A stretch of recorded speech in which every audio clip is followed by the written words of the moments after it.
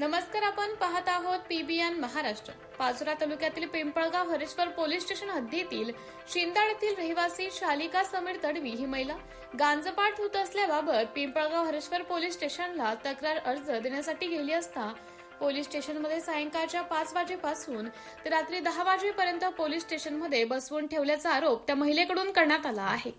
एवढ्या वेळ पोलीस स्टेशनमध्ये बसवून ठेवल्यावरही त्या महिलेची तक्रार अर्ज पिंपळगाव हरेश्वर पोलिसांनी घेतला नसल्याबाबतची खंत शालिका तडवी यांनी व्यक्त केली आहे।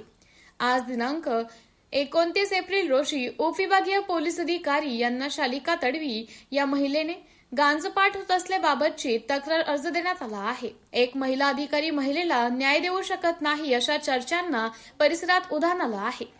समीर तडवी राहणार शिंदाड।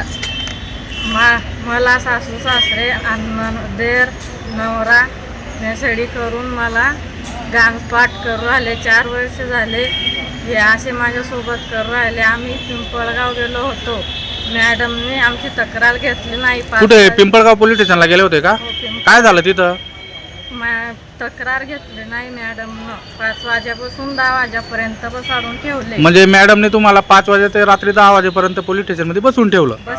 तुम्ही काय तक्रार अर्ज द्यायला गेले होते का? तक्रार अर्ज द्यायला गेलो होतो, पण मॅडम तिथं असताना म्हटली की मॅडम नाही आहे इथं।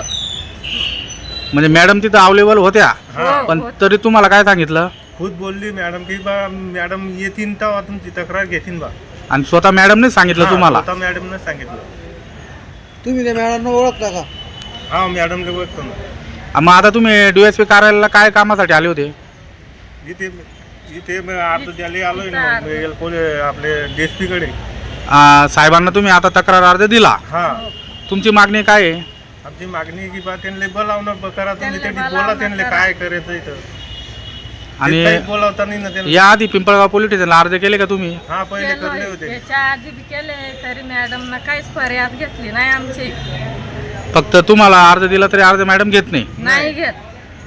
त्यासाठी तुम्ही आज डीएसपी कार्यालयाला अर्ज दिलेला आहे, तक्रारी अर्ज। हा।